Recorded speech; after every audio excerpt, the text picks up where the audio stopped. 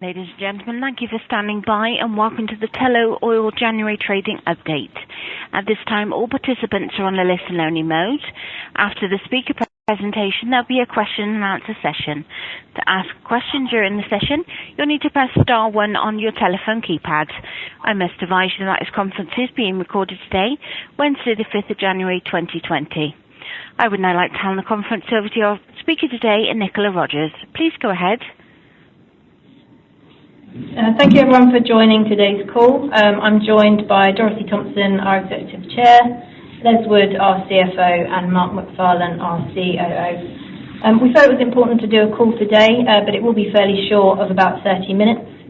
As we've just said, there will be an opportunity for questions at the end, and I'll now hand over to Dorothy. Good morning everyone. Thank you again for joining today's call. We felt it's important to speak to the market today, even though today's statement is short and fully in line with expectations. The board and I are fully aware of the need to rebuild trust and update you on our progress. I'll hand over to Les and Mark shortly, but in summary, today's statement reflects solid 29 financials ahead of results. Production so far is in line with expectation in 2020, and our guidance for 2020 remains unchanged.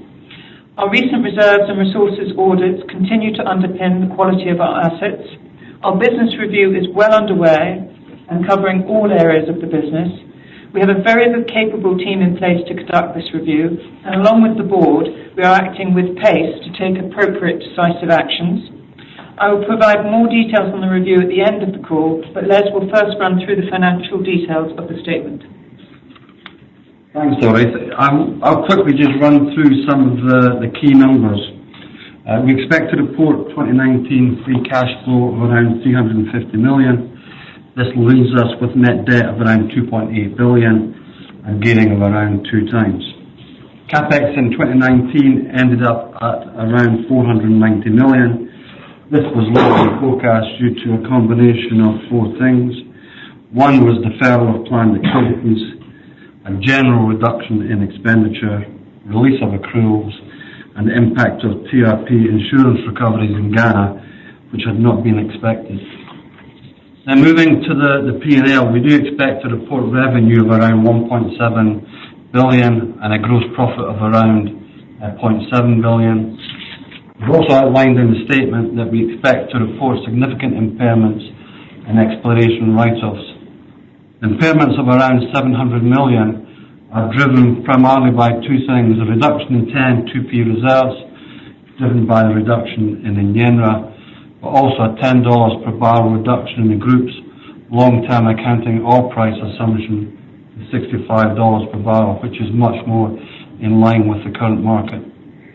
We've also written off exploration costs of around 800 million, which are also predominantly due to the reduction in the long-term accounting oil price assumptions, impacting the value of the Kenya and Uganda assets. The remainder of the write-offs include the recent Guyana wells as a result of drilling results, with a balance due to a change of the levels of planned future activity on licence exits in Kenya Block 12A, Mauritania, Namibia and Jamaica. While these impairments have been driven by the factors I've outlined, it's important that we believe the quantum announced today reflects a more prudent approach to the accounting treatment of these assets, without reflecting a shift in our view of the underlying quality of these assets. Whilst we've chosen not to keep the exposure of the recent Guyana wells on our books, we continue to believe it could be a very important area for us. Mark will outline in more detail the steps for Guyana just shortly. The impact of these impairments will obviously have an impact on our operating and post-tax profits, and we will report on these at our full year result. Looking ahead to 2020, our guidance remains unchanged from what we laid out in December. Capital expenditure is expected to be around 350 million, with an additional 100 million expected to be spent on decommissioning. And we expect to generate underlying free cash flow of at least 150 million from 75,000 barrels a day at $60 per barrel. We also announced this morning that we have made the decision to move our full year results to March. The main reasons for that change are it aligns us with our FTSE 250 E&P peers, gives us more time to report on the changes required by the business review, and our timetable in previous years has been extremely tight, and I'm certainly pleased to give my finance teams a bit more time to be able to prepare. With that, I'll now hand over to Mark. Thanks, Dave. In 2019, we delivered an average full-year production of 86,700 barrels of oil per day. As we start 2020, I'm very pleased to say that our operations are performing in line with our expectations, and our production guidance for 2020 remains unchanged at between 70 and 80,000 barrels of oil per day, as are the outer years at around 70,000 barrels per day. The detail we have added in our statement is a summary of our audited year-end 2019 reserves. After reviewing over 95% of our assets, our auditors have confirmed the quality and scale of our reserve and resource base. Our audited year-end 19 reserve is 245 million barrels of oil equivalent, and while these audited reserves in both Jubilee and our non-operated assets have increased, it has not been sufficient to offset the 31 million barrels of 2019's production and the reserves reduction in Enyenra. And we'll publish our fully audited reserve and resource details with our results. Elsewhere in the portfolio, in Kenya, you may recall that in late November 2019, we had to shut down the early oil pilot scheme due to the significant rain and floods in Kenya. The Kenya Highways Authority are actively repairing the road network, and trucking will resume once the roads are repaired to a safe condition for our trucks to drive in. The various work streams for Project Oil Kenya continue, and we'll be meeting with the government in the next few weeks to discuss their progress on the various items that fall under their control. In Uganda, multiple conversations continue between the government and our joint venture partners, and we remain committed to farming down our stake. In exploration, we recently announced the Karapa well results, the third well in our Guyana campaign. As a reminder, our preliminary view is that Karapa encountered around 4 metres of net pay in the Upper Cretaceous. Based on the rig site measurements, we have a 27-degree API oil with less than 1% sulphur, and those oil samples are on their way to the laboratory for detailed analysis. However, the result was below our expectations. But importantly, the well proved two things for us. Firstly, the extension of the Starbrook Block's prolific Cretaceous play into our acreage. And secondly, that our pre-drill expectation of light oil at Karapa was validated, and that provides further confidence in the petroleum system modelling for the Kanuku Block. Our next steps are to integrate these well results with our seismic, our geological models and our petroleum system models to high-grade our Cretaceous portfolio across both the Kanuku and Orondike blocks. After we've completed this, we will then be able to define our future drilling campaign in Guyana. And finally, as you're all likely aware, we'll shortly be drilling our exciting marine exploration well in Block Z38 in Peru. Prospects in about 350 metres of water in the Tumbes Basin, adjacent to the prolific onshore Tullow Basin, and the well is targeting tertiary age turbidites with a prospect size of around about 160 million barrels of oil. The rig has arrived in country, and Karoon, our operator, should start drilling this 40 to 50-day well by the end of the month.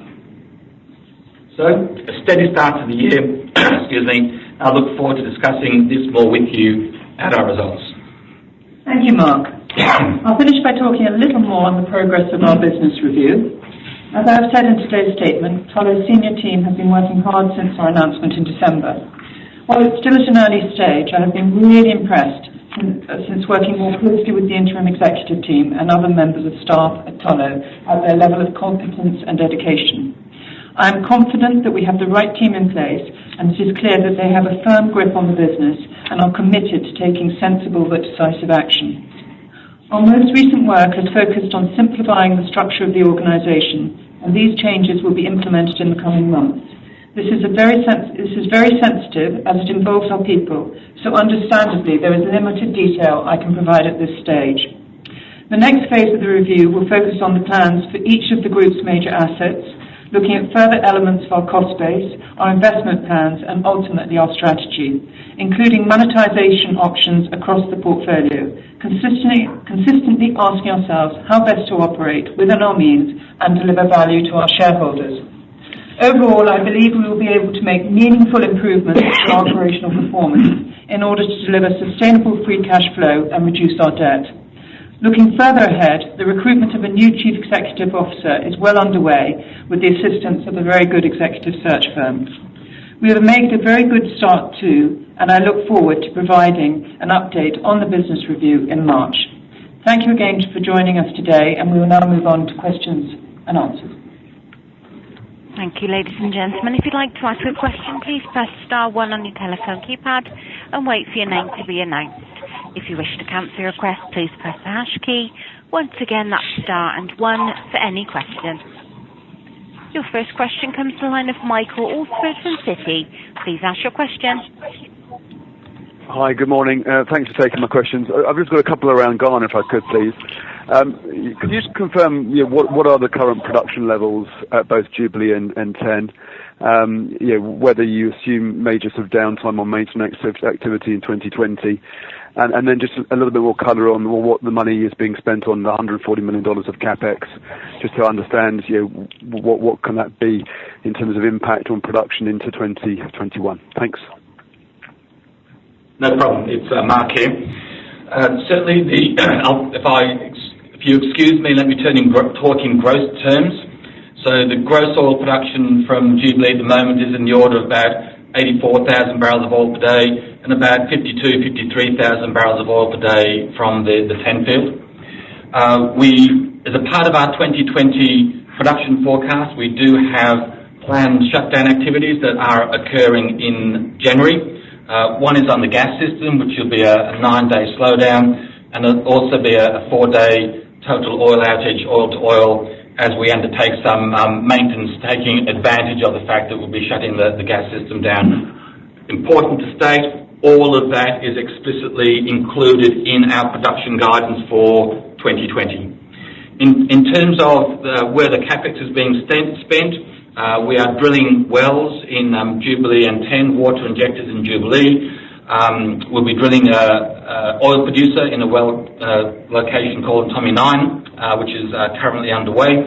And we also have capex invested for long lead items for Jubilee to bring additional reserve onto production in the Jubilee field over the course of 2021, 22 and 2023. Okay, thanks, Mark. And then just to follow up, just unrelated to Les on the, given the large impairment, I'm just wanting to confirm that none of your debt facilities have a debt-to-equity covenant, please. Thanks. No, that's correct. Okay, thanks, Les. Thanks, Mark.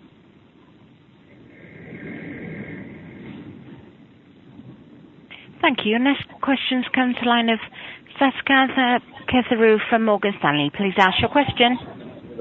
Hi, I have two questions, please. One on the 2019 guidance itself. There's been a reduction in capex, but not a change in free cash flow. So I was just wondering if there's anything offsetting this. On the second one, essentially, on the details that you have provided on the 2020 capex, seems like Uganda is at $15 million. That essentially kind of implies there's not much activity going in, or whether you'll be farming down if there is more activity coming in. So I was just wondering if there was any pickup in activity in that context. Would that mean an increase in the capex levels there? And also for taking a look at the Kenyan spend, are you still confident for having an FID by the end of this year, or I just wanted an update on that. Thanks. Yes, on the first part of your question, I mean, I think the thing to say, I mean, it's quite straightforward, really. So we did see some reductions at year-end, items that will have moved into 2020, but we always have, as you expect, working capital movements at the year-end, and when you kind of net off all our positions, we ended up, give or take, round about the same position. So It's as simple as that. In terms of Uganda, we do have CapEx allocated to Uganda in 2020, and we also confirm that we will be reducing our equity before we sanction the project, and that's probably where we should leave Uganda. In terms of Kenya and your question on FID, we are still targeting FID around the end of the year. It certainly will be a challenging task to achieve that. And you might infer with the floods, for example, like executing activities in the field is quite challenging. So that's our target, but it will be challenging.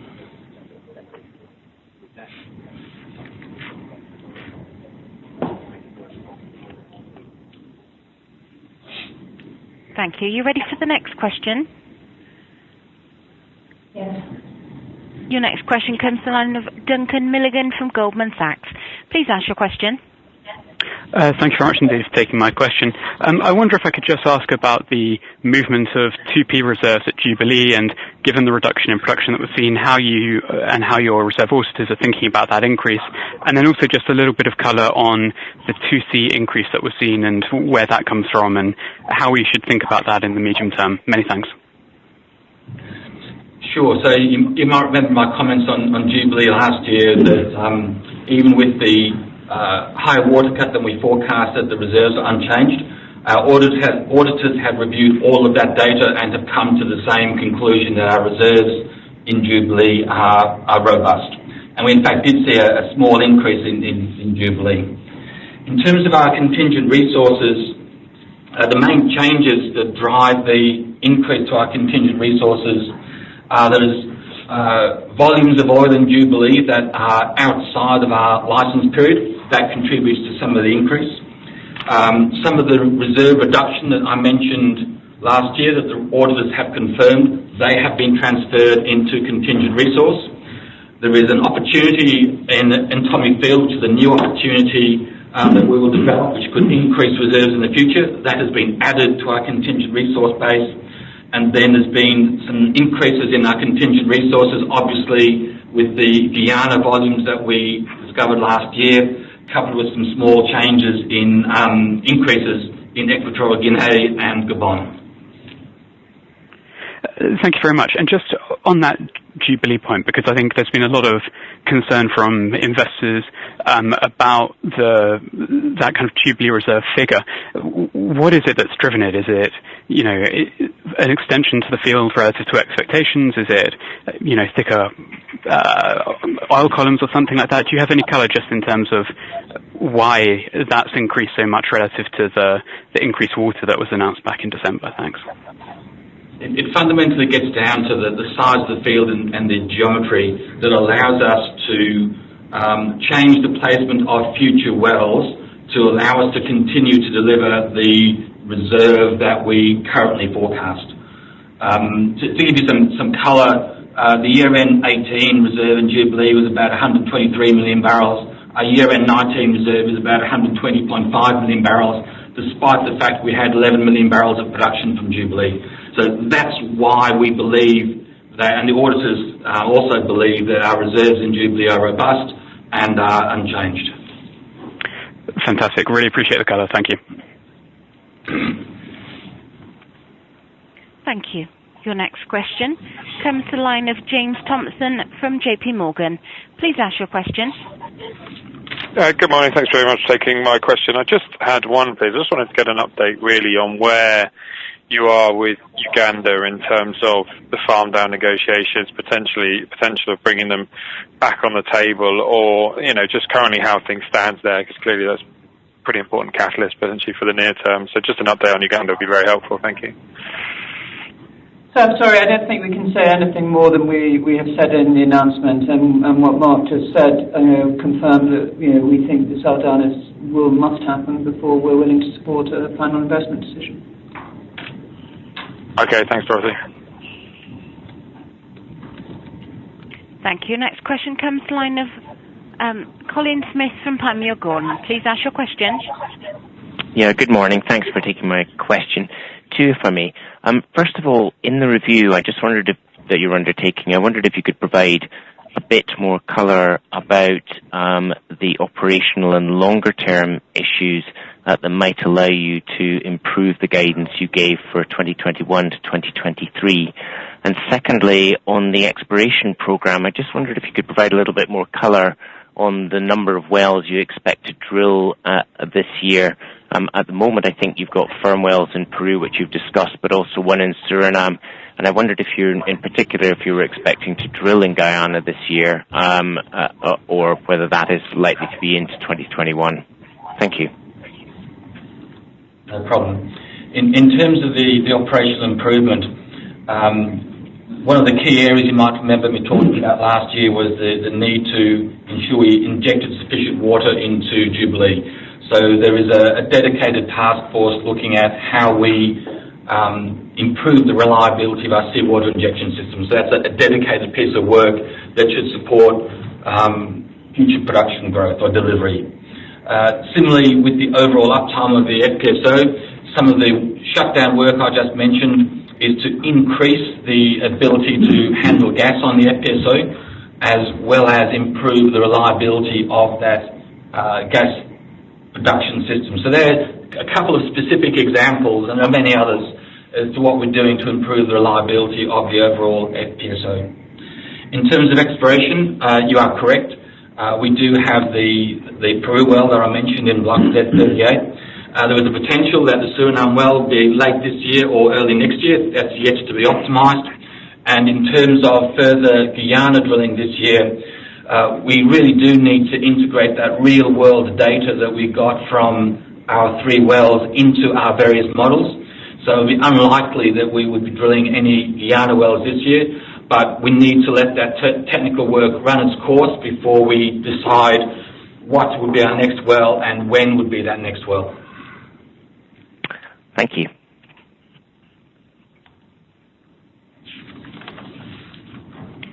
Thank you. Your next question comes from the line of Alan Stanton from RBC. Please ask your question. Yes, hi. Can I ask a couple of questions with respect to the write-downs? I think the $75 to $65 oil price reduction was anticipated, but if it hadn't happened, would there still have been write-downs? I suppose the questions are the production profiles in Ghana now lower for longer and resulting, as you perhaps have indicated, some reserves deferment into resources, and is that a lower valuation? In a related point, is Uganda still an asset held for sale? And if that's come back, is there some sort of write-down associated with that?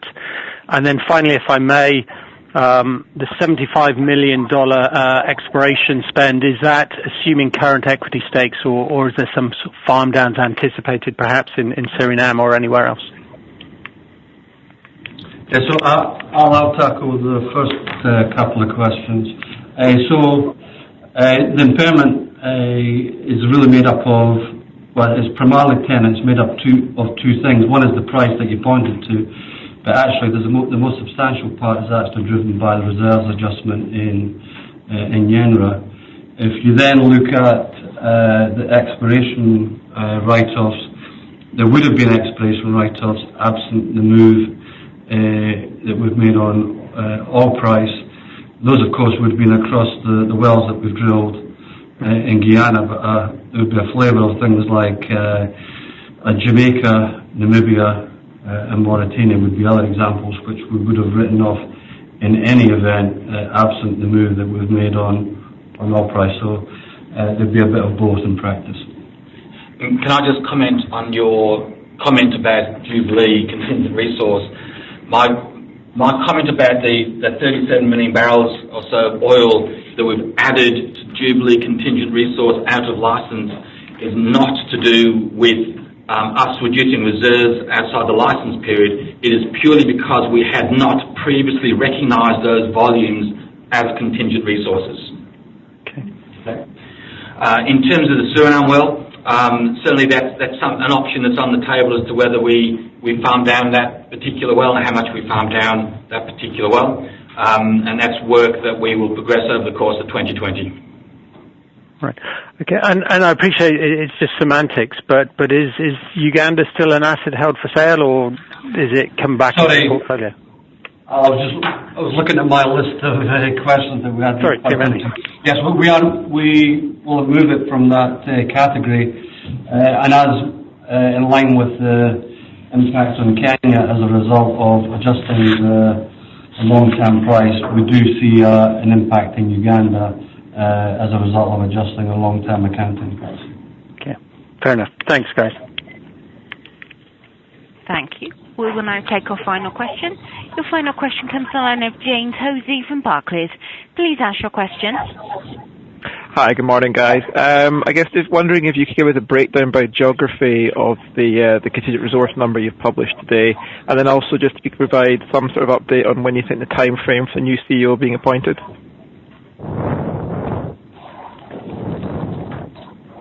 In terms of contingent resource, look, I'm very happy to provide that at the full year results, or that detailed breakdown. And in terms of the new CEO, all I can say is the search is well and truly underway. We'll be looking at both internal and external candidates, but it's too early to give a firm timetable on that. Okay, thank you. Thank you, everyone, for joining the call. We'll now bring it to a close. If you do have any further follow-up questions, do please get in touch with Investor Relations via ir@tullow.com, or contact myself, Matt Evans, or Chris Perry directly. Thank you very much. Thank you. Thank you. That does conclude our conference for today. Thank you for participating. You may now all disconnect. Speakers, please stand by.